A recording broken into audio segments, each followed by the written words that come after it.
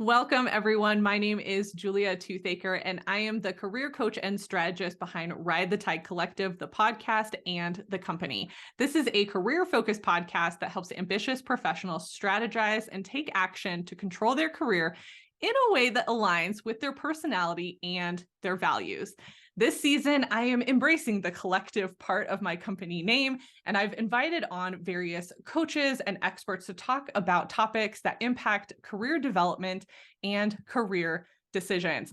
This episode is going to be, I think, a little bit different for a couple of reasons. One, the guest is actually one of my friends who I have worked with. We know each other in real life. We have met and stood in front of each other. And we are going to be talking about managing a full-time job and a side hustle. And for those who have been listening to me for a while, you know that I primarily work with people who want a 9 to 5, who don't necessarily want a side hustle, who don't want to be entrepreneurs, because that is not something that I ever wanted for myself. I never put myself into that camp. And look at you now. I know, look at me now. But Rachel here, she has always been that way since I have known her. And just a little bit about her. Less than 2 years ago, Rachel was working full time, but she wasn't really passionate about it, which I understand. I think that happens for a lot of people at some point in their career. But you were also going to school. You had 2 young kids. There was a lot going on, a little bit of postpartum depression, which for moms out there, we have all had some of that at some point if we have had children. So I absolutely get that. And so you dreamed of starting a business. And I think when I met you, you had a side hustle doing one thing, and now it's starting to shift. So I'm excited to get to talk about that. But you have really taken something and honed in on it and figured out what to do, shifted that into a sustainable business that actually allowed you to leave the 9 to 5. And that's part of why I wanted you to come in and talk about this, because I think there's a difference between somebody who is working full time and does something on the side because they want to for funsies, and somebody who is actively trying to leave the 9 to 5 and build a sustainable business that's going to help them get to whatever their goals are, whether that's financial success or business success, whatever you define that as. So Rachel, thank you so much for being a guest. I'm so excited to have you on here and have one of my real friends actually on the podcast. Oh, my pleasure. I'm excited to be here. And I know we'll have a great conversation because we always do. We do. I think we had probably a 15-minute conversation before we even started recording, because we love talking to each other and having all these fun conversations. But let's hone in on the topic. And I want to start off with, what should people be thinking about? I think, with COVID, with the pandemic, this idea of, being your own boss, starting a business, doing a side hustle, financial freedom, all of that became a really hot topic just across the board. And what do you think is the first thing that people should be thinking about if they're already kind of nudging toward a side hustle while they're working? Yeah, I think they need to think about what their business idea is going to be. And that can take a long time, and it can take confidence to take action. But some people, I used to work as a business consultant too at a women's business center, and people would come in and they'd have this dream, and it's like, I want to have a business, period. And it's like, great, what kind of business do you want? They're like, I don't know. And so I think if you are at the I don't know stage, that's okay. I think it starts with having some kind of motivation or inspiration to work for yourself, because Lord knows it's not easy. Mm-hmm. And you have to have some kind of push, I think, whether it's internal or external, that pushes you a little bit or pulls you to be interested in entrepreneurship. And so figuring out, just having the idea that, yes, I want this for myself, I think that's a good start. And then once you get past that of that is something I'm interested in, then you do need to try to figure out what your strengths are. That's a good place to start. What are you interested in? Where are the gaps that you see in the market? But I do think you need to kind of bring all of those together, because you might see a gap. I see opportunities all the time because I've trained my mind to think that way. But then I'm like, that's not my skill set, or that's not what I'm interested in. And so I push those aside. So it has to everything has to align. But if you know you want to start a business and you're paying attention, over time, you'll start to see opportunities, and you know, you can pass. Think of it like sports. If you're an athlete, where you know, you take your shots, and sometimes they don't work, or sometimes you pass the ball because you're like, no, that it's not a good shot for me. It's not a good shot for me. You keep going, and then eventually you're like, oh, this one looks good, and you shoot the ball, and maybe it goes in, maybe it doesn't. And again, that's an important part of the mindset, is sometimes it will work, sometimes it doesn't, but you just keep trying. Yes, I love that, because I feel like, I got into career coaching because that's what I did for a profession. So it was an easy switch for me, but there were definitely moments where I was like, do I actually want to do this? Right. Is there something else out there? And then even within whatever area you choose, like finding your voice Mhm. in that, I think is so important, because I've been in masterminds with women, usually women, who are exactly what you're talking about. I want a business. I want financial freedom. I want time freedom. Mhm. And they spend so much time just thinking about having a business that they're not actually taking an action toward it, or they're not doing like a really good assessment of their skill set, Right. and it's sad to watch, because I've seen some really talented people just get bogged down by their own like mistrust of themselves and their skills. Do you have any Mhm. thoughts around that? Like if somebody is feeling stuck around, I know I want to do something, like what could they do? Like what is something like tangible that they could do to help them get unstuck? 100%. Talk to other people. I think we all have blind spots, and this is, what is it, the expert dilemma. When you're really good at something, you'd think everybody's really good at it, and it's like, oh no, that's just, like, I'm not that good of a cook. Everybody can cook like that, and it's like, no, this is the best whatever I've ever had in my life. And you're like, oh no, you're just flattering me. Like, they're just being nice. And I think especially women do that. And so talk to other people, and it might feel weird, but you can literally send an email out if you don't want to talk to people, or text like your closest friends, your family members, and just say, hey, I'm doing some reflection exercises. What do you think my strengths are? You can ask that, like keep it simple. Or you could say, I'm thinking about starting a side hustle and trying to bring in some extra income. Like, what skills do you think I have that you would be willing to hire me for? And it Mhm. feels really weird. That's a weird question, but being an entrepreneur is all about getting out of your comfort zone. So that's a baby step you can take, but you'll be surprised what you get back. And I think, like, Julia, I'm sure people have come up to you before you were doing this full. I mean, I know they were, when you were working full time, they would ask you, like, do you do this on the side?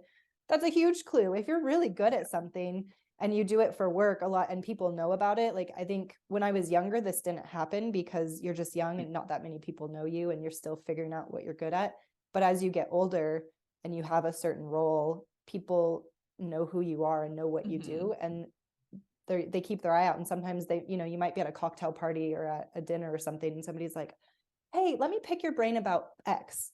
Anytime somebody wants to pick your brain about something, that's something they think you're an expert at, they think you're really good at. So write that down and be like, oh, I Yeah. guess I am good at that. And pay attention to even the conversation you have. You might be like, oh, I'm what? And then you just like spurt out all this stuff, and you're like, whoa, I could have just like written a blog post, and I just had this 5-minute conversation with somebody, and actually that was really Right. good. So there's a Right. lot of stuff that you can do, but just again, paying attention to those signals, and don't be afraid to charge people. If somebody's like, hey, can I pick your brain? You can be like, yeah, I'm like, this is again a tip from entrepreneurship. Just act as if, right? And so if you can be like, yeah, I charge $50 an hour. Is that okay? Because you're a busy professional probably. And Yeah. so, and we want to boost that confidence. And so if you keep giving your stuff away for free, and people will pick your brain for free and never pay you for it, and it's hard to tell whether or not that is something people would buy out in the market unless you actually ask them to put their put some skin in the game. So yeah, Yes. it can be inexpensive, like whatever you feel comfortable charging. And I remember doing that. I had somebody like from my elementary school days, we were Facebook friends, and they were like, hey, I know you're really good with business. And this was when I was still in my side hustling days, like writing blog posts that nobody read. But I guess a handful of people did. And he was like, I know you're really into business.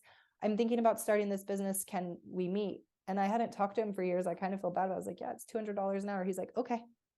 Yeah.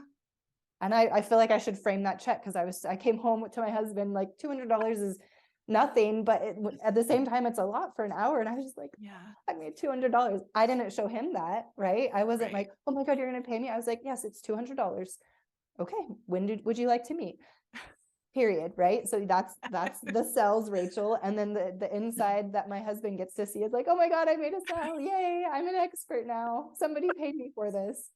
Yes. Okay. I love that. Like really listening to what people are coming to you for and asking you for. And you're right. I mean, before I did this, people asked me all the time outside of work hours to Mm-hmm. coach, and I turned everybody down because I wasn't a side hustler. It was not Right. something that I wanted to do. And I was doing it all day and I was tired and I didn't want to go home and have to do it, you know? Yeah. And here's the interesting thing too. I think when you think about where you want your business to go, it can ebb and flow. Mm-hmm. And I remember when I started, my business was focused on the podcast. And I Okay. just wanted to do the podcast and I wanted to share all my knowledge and put it out there for free. And I didn't really care. And it was about maybe 9 months in or so. And I was turning people away. Like people were asking me for coaching and I was turning them away because I was like, I don't want to coach. I don't want to coach. I don't want to coach.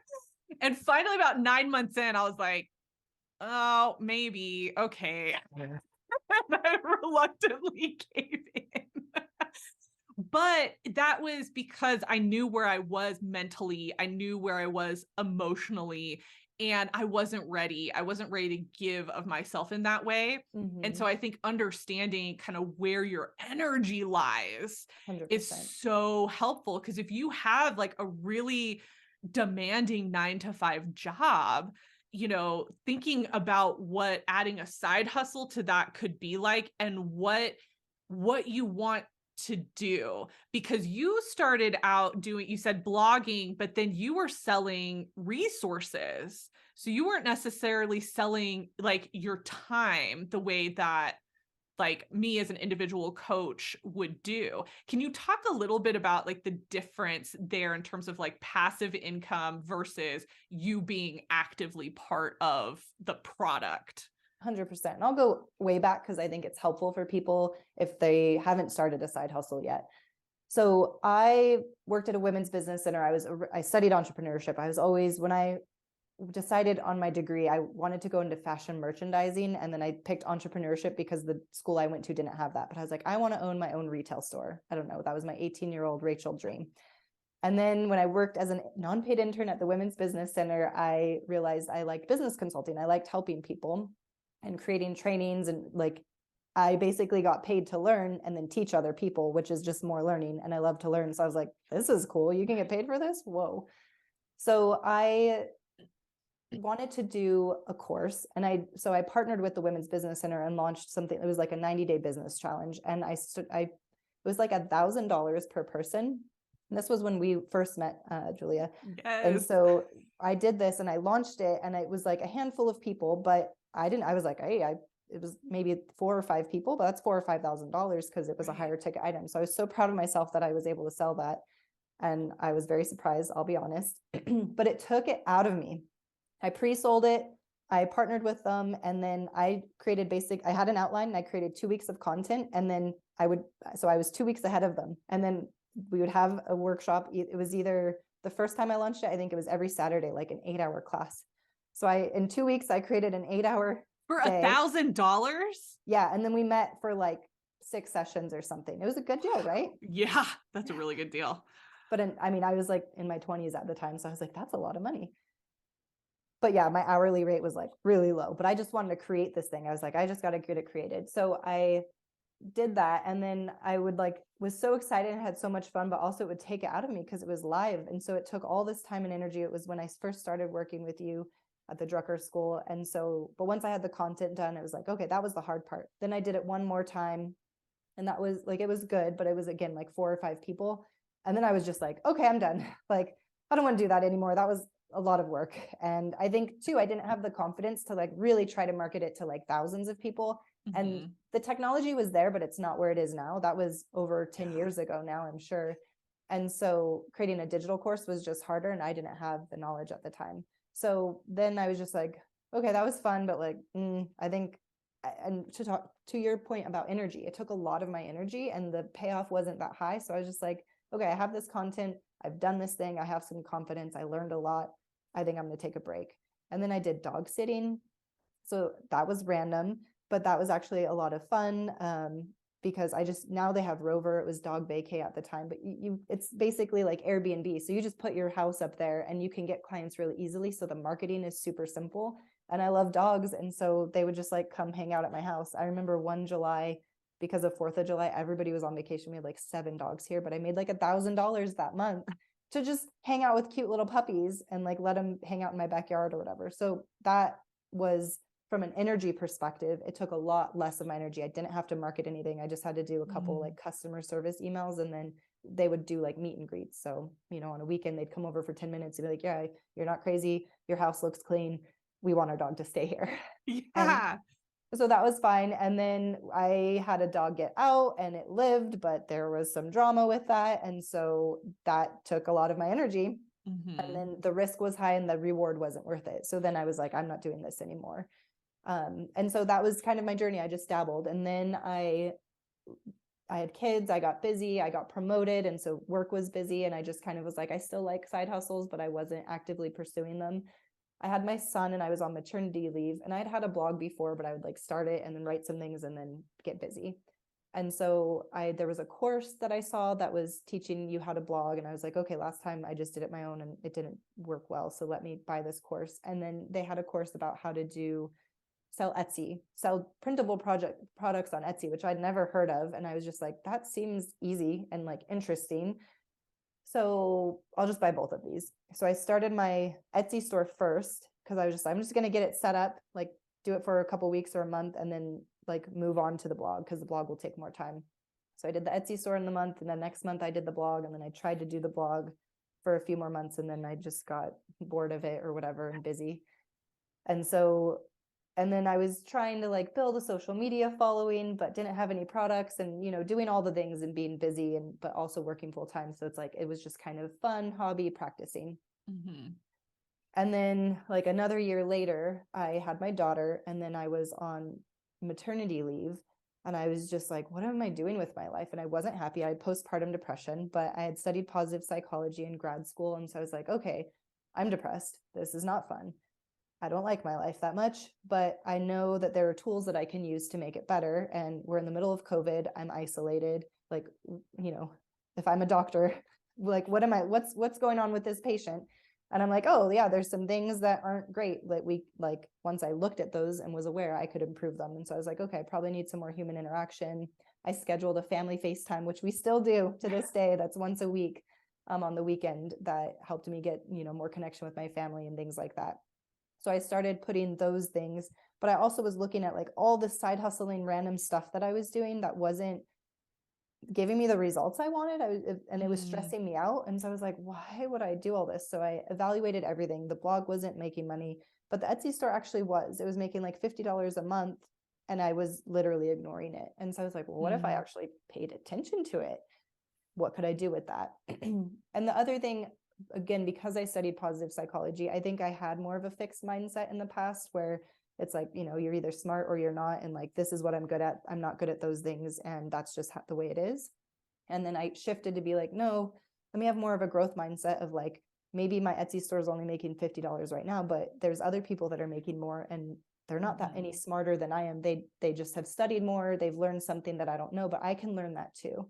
And so I had a better mindset around it. And then I just put my head down and started studying, and paying attention and practicing. So like posting new items, looking, again, doing the research. I think that was a big shift for me, rather than making things that I liked to make, trying to find things that I like to make that also people were interested in buying. Hey, that's an important thing for business. It took me forever to learn that lesson, even though all my business teachers tried to teach it. And sometimes you have to go through it though. Oh yeah, you do. I went through so many trainings, probably similar to what you did. And I'm like, I hear you, but it's not getting into practice. Yeah. And then you do it and you're like, whoa, like 10 years later, oh, that's what I was supposed to do. Why didn't anyone tell me? And it's like, oh, a lot of people told me, but I don't know why I was being stubborn or not listening. Yeah. But yeah, so once like the culmination of having a growth mindset, studying, focusing on one thing rather than spreading myself thin. And I think just having the determination too, I think it's like knowing my goal. So before, my goal was just like, this is fun, let me learn, like it'd be cool, but I think I didn't have the confidence. And so I didn't set, it's like chicken or egg. Did I not have the confidence? So that's why I didn't set the goal, or did I not set the goal on that? So I didn't have the confidence, not sure. Probably I didn't have the confidence, but I got older, I got wiser, things changed for me. I had 2 kids and I was like, I created babies in 9 months. I think I could create a business that makes some money in 9 months or less. And so being a mom gives you more confidence, I think. So then I was like, I don't mind going back to work, but I don't want to go back to, like, I'm not working until I'm 65. I'm over this. Mm-hmm. Like, what can I do to really start a business that does something? And I put my head down and I focused, and things turned around, and it surprised me. I think sometimes it's just luck, and keep going. And that's why I think you have to have a growth mindset. And in some ways, like from when I said I'm going to do this, it probably took like a month or 2 of me learning. But if you look back at all the side hustles, it's like, I don't know, over 10 years from when I graduated college and like really started thinking about side hustles to when it actually happened. And so it's that iceberg, right? Like, am I an overnight success, or did it take me 10 years? Not really sure. And that's okay. That's what I want to point out, because hearing your story, even though I know your story, I lived part of it with you, but hearing it in that timeline, it wasn't an overnight success. It was years of you like honing in and figuring out who you were, what you wanted, what you cared about, what motivated you to actually put time and effort into the business. And I see so many people who are like, okay, I'm going to start a business.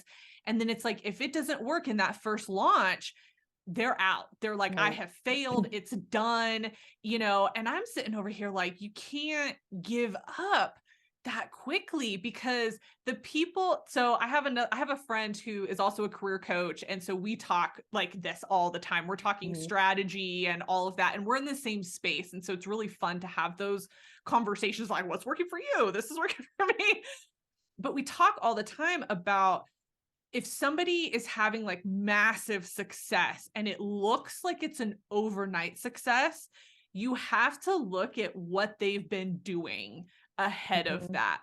And so during the pandemic, I think it was really like, you saw a lot of people go, oh, I had this really big launch. It was like a $10,000, $15,000, $50,000 launch. And I'm like, what?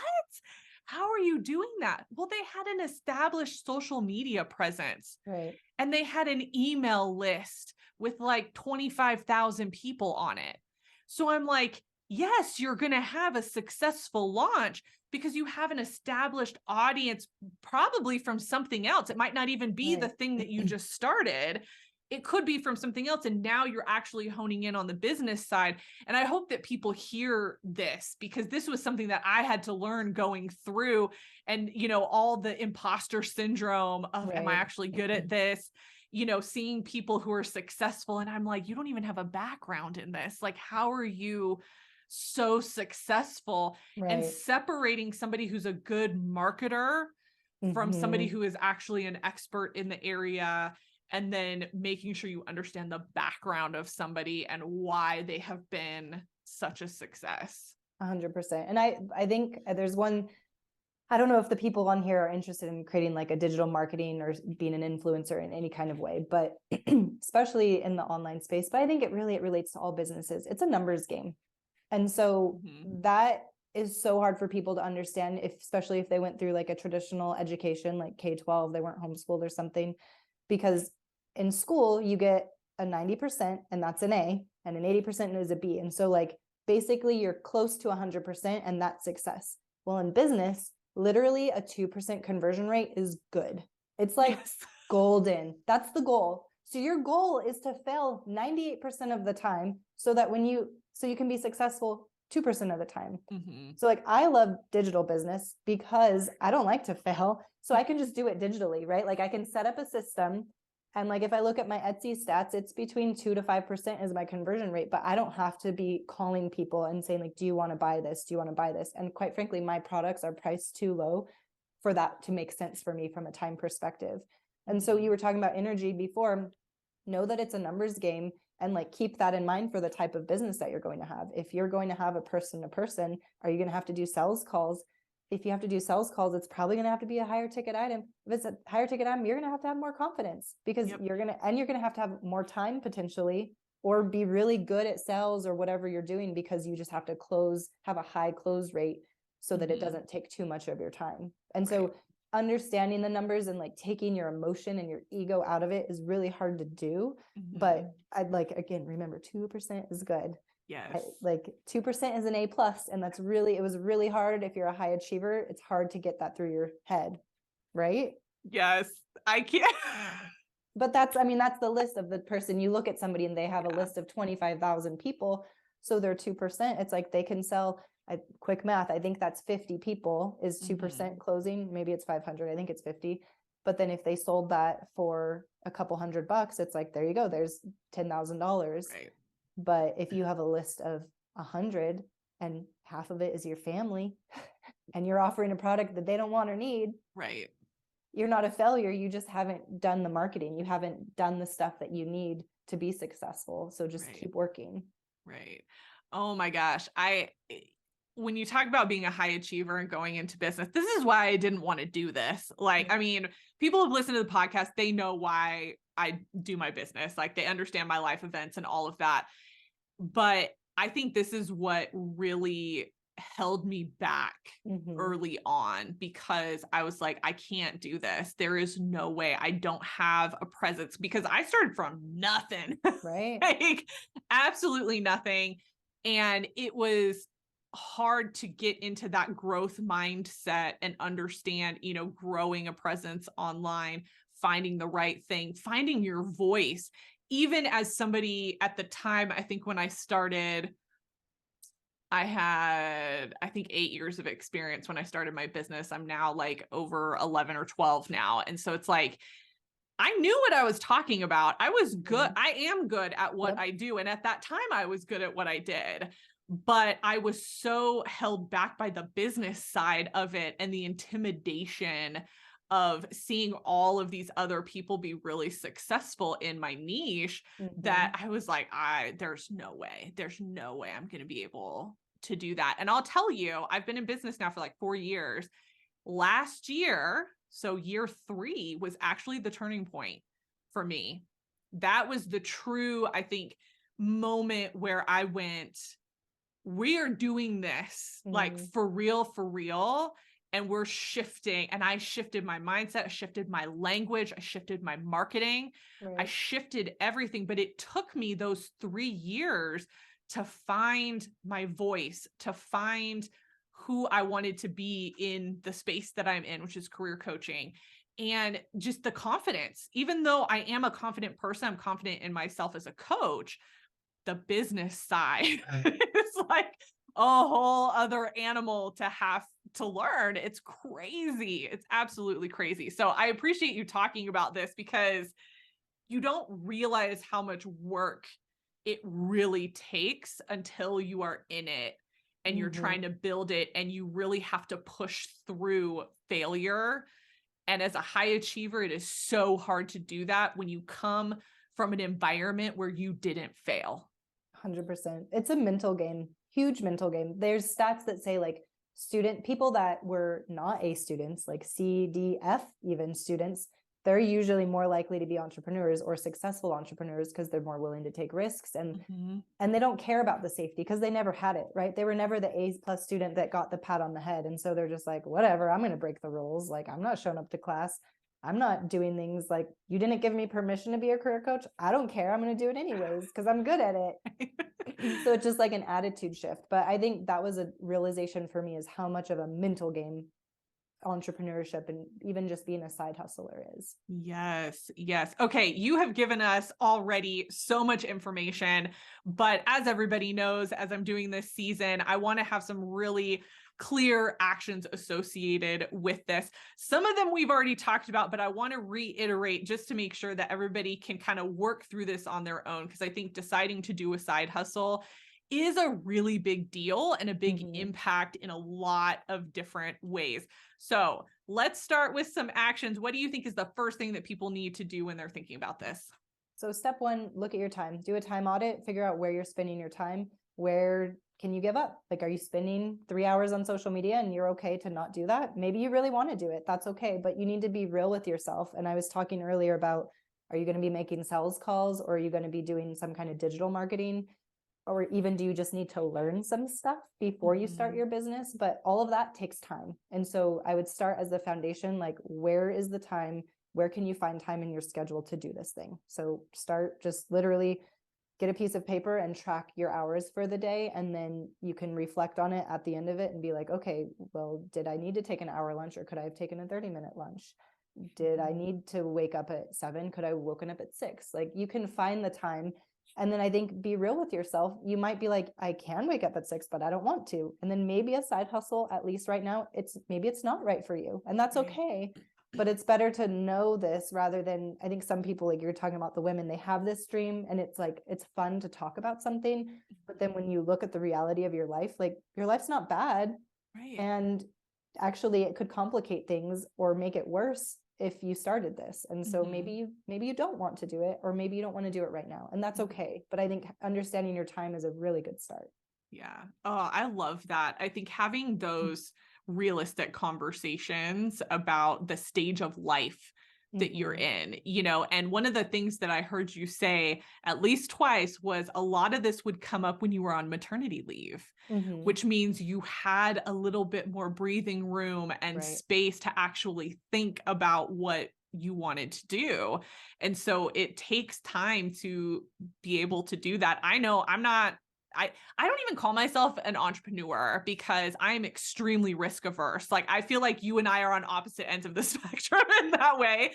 And I'm a business owner. I will absolutely say that. And I'm a coach, but I wouldn't say that I'm an entrepreneur. But when I look at my time, I am not willing to get up at 5 o'clock in the morning. I am not willing to stay up until midnight. And I have friends that do that because that's just how they're wired and that's how they work. And I'm like, absolutely not. This is my good working time. Like, I tracked my energy through the day when I started my business to see when do I have the most energy to do the writing, the design, the recording, the filming, the clients, all of that. And then I built a schedule that works for that. So that's perfect. That's yes, I love that. The right thing to do. Okay. And then also, kind of along with time audit, we were talking about evaluation of resources as well. And I think this is also really important because you have to understand your financial situation, but then also the connections that you have. So can you talk a little bit more about that? Absolutely. So again, we have our dreams and then we have reality. And so I think you need to audit your reality, and time is a resource, but money is a resource. Your network is a resource. Your energy is a resource. Like, what are all the resources that you have that you can tap into? It, like, Celine Dion's husband, I think, took a second on his house because he needed the money to sponsor Celine Dion as an artist, and it paid off. So, like, do you have money hiding in little places that you want to use? Maybe. But like, I'm risk adverse, you are too. Maybe you're like, I'm not touching that. I'm bootstrapping it. I'm going to work this job and it's going to take me longer to start my business, but I'm going to save a little bit of money and like do it slowly and learn along the way. I think earlier we were asking too, like, when should somebody decide to quit their job? And so for me, I am risk adverse. And so I didn't quit my job until my side hustle was replacing my full-time income and then some for over 9 months. So it wasn't, and I had a talk with my husband when it did it like the first month. I was like, well, like, I can quit my job. And he was like, can you though? Like, this could be seasonal. I was like, I know, I'm excited. And so we had a heart to heart, and it was like, yeah, you're probably right. Let me hold off. And so he wanted a year and I settled for 9 months. So that was our compromise. But I think that's important too, because like you talked about a failed launch, well, you could have a really successful launch and then it could be crickets. And do you have an emergency fund? Like, are you going to go bankrupt? Hopefully not, but you need to think about like, how risk adverse are you? Do you have a family to feed, which I did? Do you have a partner that can support you or not? There's a lot of factors. So you need to know your finances and what's going on with that before you take a huge risk, like just saying, okay, I'm just going to do it. Cause and I've heard of people do this, and I feel like in the news, it's always like they were poor and they moved in with their parents, and like 2 months later they were a millionaire. But like the odds of that are so low. And I think, and you don't know again what the 10 years before that was, right? And so they might have had an email list or a social media following or an amazing network. And so just be careful. Like it sounds really sexy, or it might sound fun, but it can be stressful if you don't know where your next meal is coming from or your next dollar is coming from. So I would say just be careful. Yeah. And something you said earlier, you are a learner, like you are somebody that likes to learn, likes to do things. I am very similar. And so when I started my business, and I think you were the same way, I didn't outsource anything. So anything that I needed to learn, I learned. And I'm very open in saying I have a background in art and graphic design and marketing. Right. So I had a skill set that a lot of people outsource. I know how to build a website. So I have a technical skill set that I did not have to outsource that saved me a lot of money. Right. A lot of money. And so I think understanding like realistically, what is your skill set that you're bringing to the table? What do you have to learn? Do you have the capacity and ability to learn how to do that? Website stuff is not for the faint of heart. And do you 100%. want to engage in that and learn and DIY it, or do you need to pay somebody? Yeah. And there's pros and cons to each. I have friends. I'm more of a DIYer because I am a control freak and I like to learn and I like to have control. Right. Same. And I've talked to there's pros and cons. I've talked to entrepreneur friends that are like, I'm not good at that. So they're smart about like, that's not my strength. I have the money. I'm going to pay somebody. But then they get into a bind that it's like, they were on vacation, or that person isn't doing this anymore, and I need something fixed. And they have no idea. They don't even know the password to log in. And so, and that scares me. That's risky to me. I'm like, I want to at least know enough to be dangerous. And so a lot of times I'm like, let me figure this out. And the world that I'm in, I feel like I'd rather figure it out because then I can teach other people too. Yeah. Along the path. But some people are, if you have the money, like you might be a CEO, CFO, and you're like, you have zero time, but you have tons of money. And it's like, you can have an idea and just hire a coder, and you just say like, this is what I want. And then you look at it a couple weeks later and like, that's not what I want. Go back to the drawing board. This is what needs to be changed. If that's your strength and you have the money, by all means, go for it. Yep. And I'm to a point now where I'm starting to invest in other things to either grow my own skill set or to save me time. Right. But those 3 years, none of that was happening. If I had to pay for it, I was like, nope. We're not doing it. Speaking of time, and this is one that I forget, but I think is really important. You probably need, when you're doing that time audit, like maybe you can outsource cleaning your house. Yes. Potentially doing your laundry, food. Like there's some simple things that don't cost a lot. So like website design, that's a skill that is expensive. And so can you learn that? And then it can help you be dangerous in the future and also can help you save money now. That might be a good skill depending on what your business is. But cleaning your house, like if you have a kid, can they do it for $10 or $20 and that's their allowance and that's how they're supporting the family? Like you need, or even just asking your partner if they can pitch in because you want to do this. And so I think those kind of conversations can be really helpful too. Yeah. And that's like at a bare minimum to get some of your time back, you need to start delegating some of those tasks that, especially women, that you might be taking on. And the other thing too is like maybe your house isn't as clean as it should be.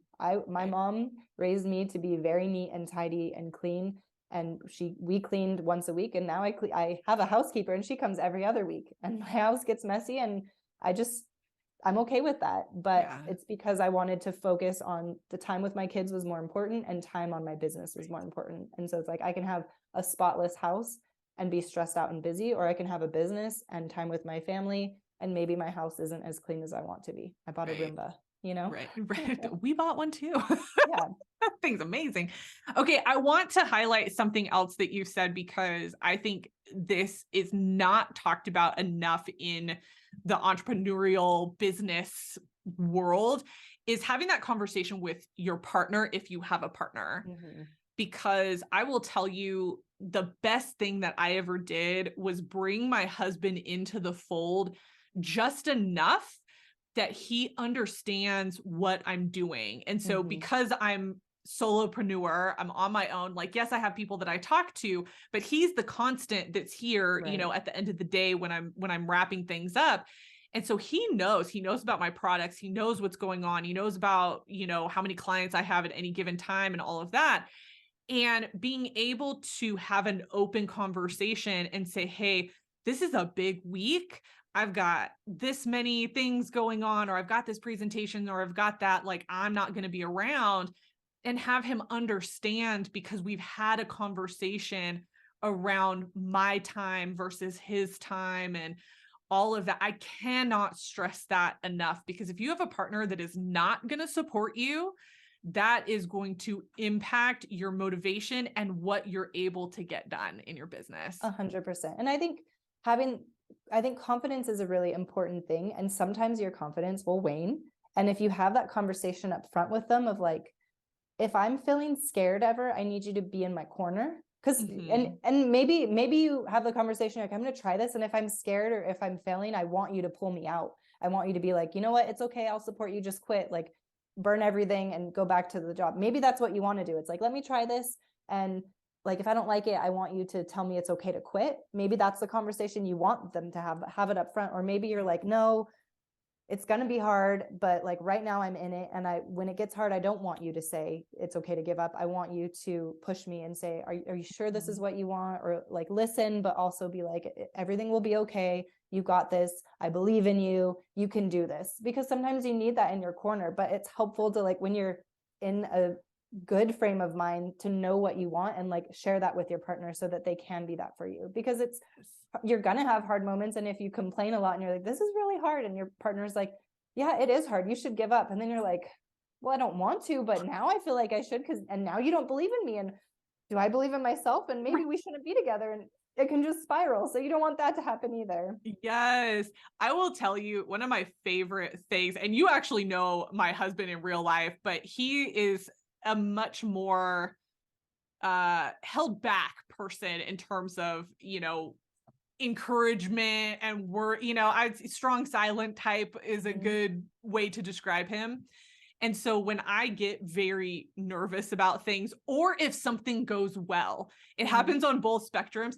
He just looks at me and is like, why did you ever doubt that this wasn't going to go well?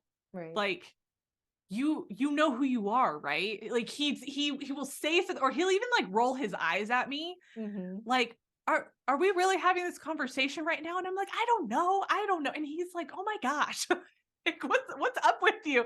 And it's in a very loving and supportive, like, Right. you know who you are. Like, you don't know how to fail. You don't know how to like not figure it out. And it's like, oh yeah, I can do that. But you need the reminder. We all need the Yes. reminder, right? We need that person in our corner. So yeah, you have to let them know what their role is. Yes, yes. I love that. Okay, one of the other actions we talked about was choosing a side hustle, and we've talked a little bit about that, but can you give kind of another overview and some specifics around what people should do when they're trying to figure that out? Absolutely. So I think assess your skills, your strengths, like what do you think you're good at? With that, though, you also need to look at what are the opportunities out in the market. If there are a bazillion career coaches and everybody is fully employed and they're not looking, maybe you don't want to be a career coach, right? And so there's just, I feel like that's a terrible example, but I'm looking at you.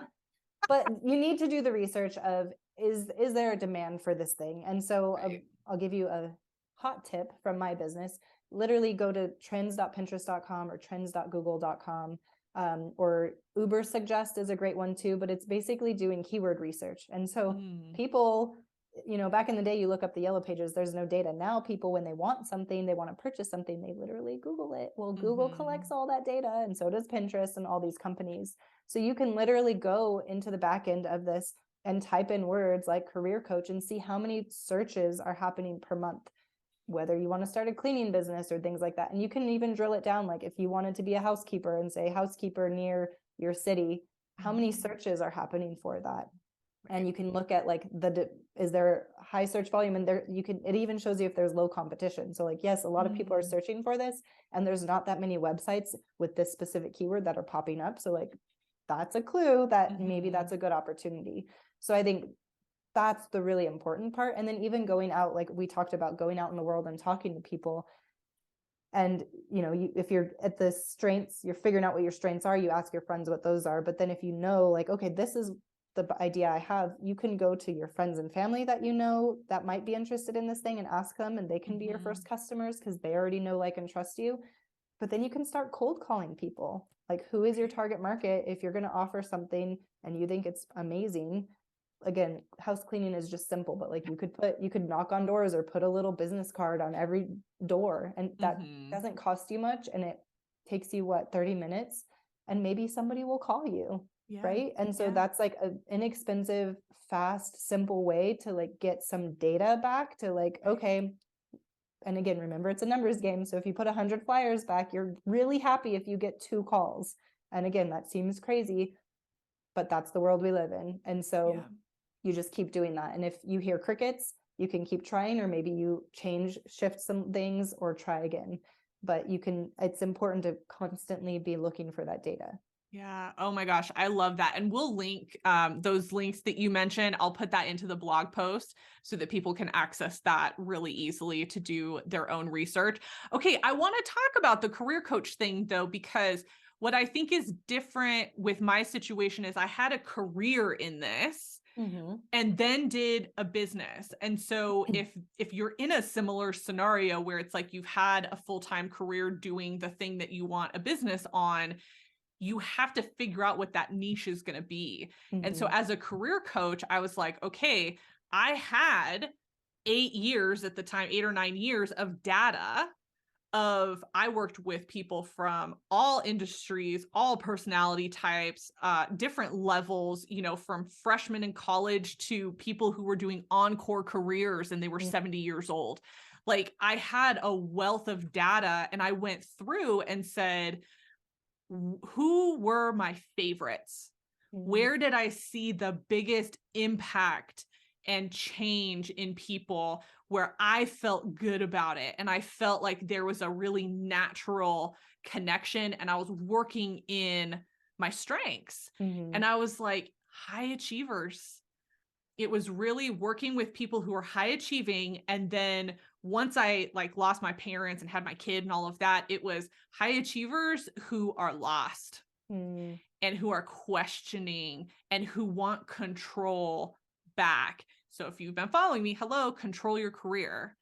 Because for me, having control, that's what I was wanting. And I didn't have it for so long in my own career. And I wanted to help people take that power back. But it took me about 2 years of posting on social media, talking to people, reflecting on my own time to go, this is it. This is the thing. And I've now doubled down on that, you know, and I'm seeing the results of that just in the last probably 9 months or so.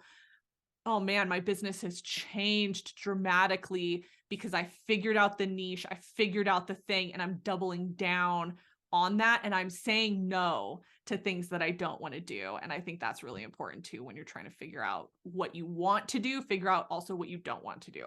100%. And I just want to highlight that you said that you're like niching down, because I think most people, you're going to start broad, right? Like the cleaning. And so you do a bunch of flyers and you do all these different neighborhoods. And then you're like, wow, I got 5 calls from the high-end neighborhood.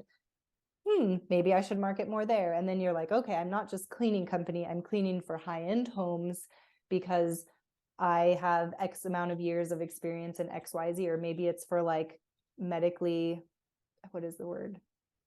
I don't want to say unstable, but like there's people with medical conditions. And so they need it to be like really clean. They just don't want it to look nice. Sterile. Yeah.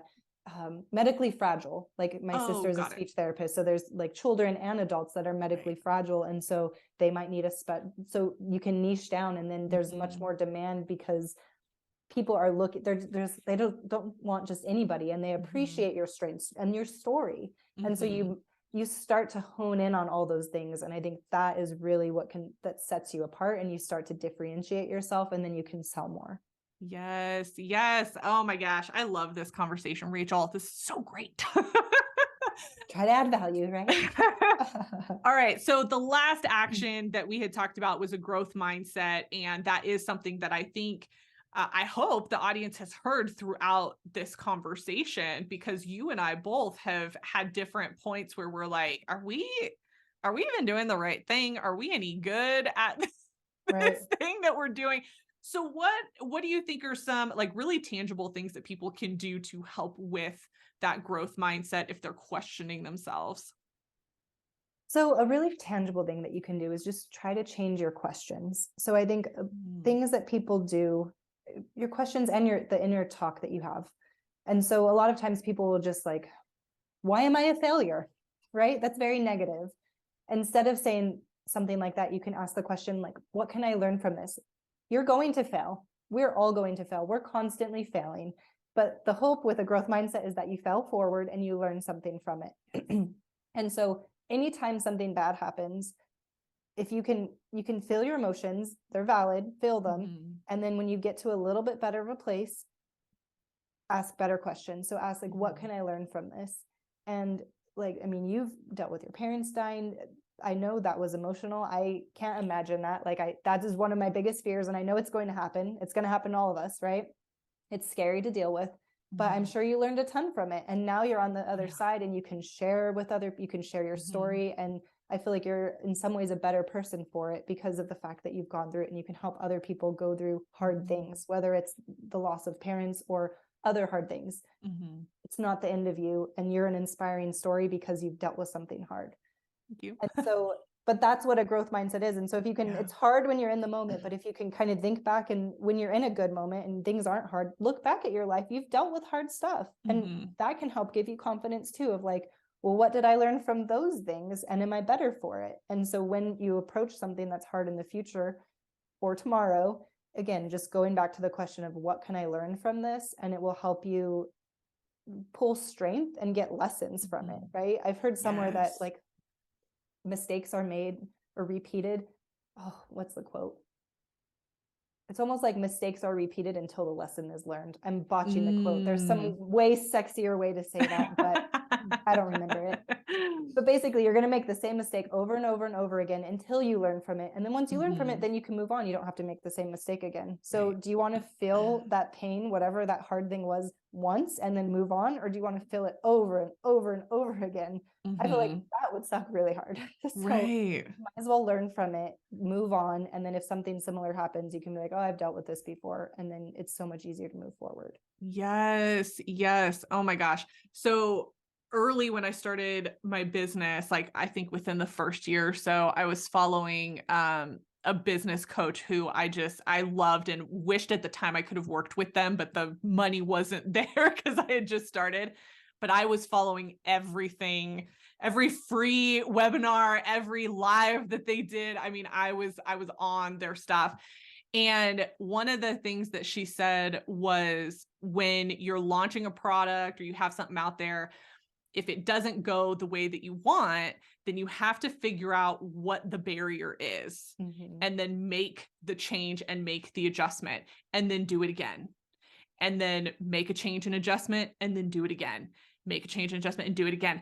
And that has stuck with me up to this point because it absolutely changed my mindset about how I approached my products, my web pages, my sales pages, all of that. And so even now, I have things that have been on my website for a long time. And if it's not converting, if I'm seeing people visiting and it's not converting, I'm like, what is going on? Mm-hmm. What messaging is not landing? What am I missing? What do I need to do? And I'll make little tweaks and little adjustments and all of that to see if that makes a difference. And I think that's some of what this is too. It's just persistence and Mhm. continuing to make tweaks. I have stuff that I've been selling for a couple of years, and about once or twice a year I go through and I'm like, is this what it needs to say? Right. And you continue to change and evolve as you change and evolve as a business owner. 100%. And I think I just want to broaden it because growth mindset is so good for life. But it's like any goal that you have, like if you're trying to lose weight and it's not working, don't just do the same thing, tweak something, right? Yes. Your relationship, like when you have kids, like life is constant change. We don't want it to be, and sometimes we don't notice it because it's so slow. But then we get to a point where like, I don't like this. When I had 2 kids, relationships are hard. You have lack of sleep, you're busier, things shift. And so if you don't like it, then you have to have the conversation. So my husband and I sat down and it's like, this isn't my favorite anymore. Like, what can we do to change this? Right. And Yes. I think most couples go through that. And so a lot of people just throw in the towel, right? Like during COVID, there were a lot of divorces and things like that. People are just like, this is really hard. It's different. It's hard. I'm done. But, and maybe that's what you want to do. But again, having a growth mindset, what can you learn from this? Can you tweak it? If you can, make some changes, and maybe you realize, look, it's not going to work even with tweaks. It's totaled. Right. Right. Or maybe you're like, oh, it just, needs a little shine and it's good to go. On the career side, I talk about seasons of life, and it's something that I try to put in a lot of my videos and social media and all of that. It's like, what do you need right now in this season? Like, you can look to the future, that's fine. Some people are very future focused, but what's going to help you out right now? And I think as a business owner, it's the same thing, and a parent and a wife and all the different titles that we have. What do we need right now in order to get through the season that we're in right now? And what's that marker? And sometimes the marker and sometimes you don't. Right. But yeah, having those conversations I think is so helpful, and being honest with yourself too. I feel like that's been kind of a theme of this conversation, is being realistic about what is going on versus looking at everything through like, rose colored glasses. Right. And don't be afraid to take the time. This came up too, but I want to highlight it. Don't be afraid to take the time to think. Like, you can take a sick day, mental health day, and just be alone and journal. Yeah. You can take a vacation day and hang out with yourself, go on a staycation, go to the library, read some books. Yeah. But I think that reflective time is so helpful. And we're just in such a busy world. And I think people doom scroll because you're bored, but like boredom's okay. Sometimes good stuff can come out of that. So don't be afraid to give yourself that time. Yes, I love that. Rachel, this has been such an amazing conversation. I love talking to you. I feel like we could probably go on for another hour talking about Wasn't this business. supposed to be 30 minutes? I know, this is going to be a longer bonus one. Sorry, episode. Okay, what I want you to do is share. You have a webinar. Love for you to talk about that and where people can find you online. Yep. So my blog that I write on occasionally is moneyhackingmama.com, but I share tips on positive psychology, money, business, things like that. And then I have a course that's about time management, happiness. It's basically how to optimize your life. So the foundation that I have, like that switch that I had with growth mindset and managing my time and everything I learned in positive psychology, I really think that's foundational for people in life. Like, so many people are unhappy, especially after COVID. I think I read a stat the other day, and it was like 73% of people feel stressed out at least like once a week or something like that. I was like, that's not good. So I studied positive psych. There's literally theories that teach you like, here are components of happiness, and literally change these things and you'll be happier. And so I'm not a doctor, but like, you could do meds or you could do this without the meds and the side effects. So something to consider. But I have a free webinar that talks about a lot of this stuff. You can find it at moneyhackingmama.com/webinar. And I'm sure it'll be linked in the show notes. Yes, it will be linked along with all of your social media and where people can find you. But Rachel, thank you so much for being a guest. This was an amazing conversation. My pleasure. Happy to be here.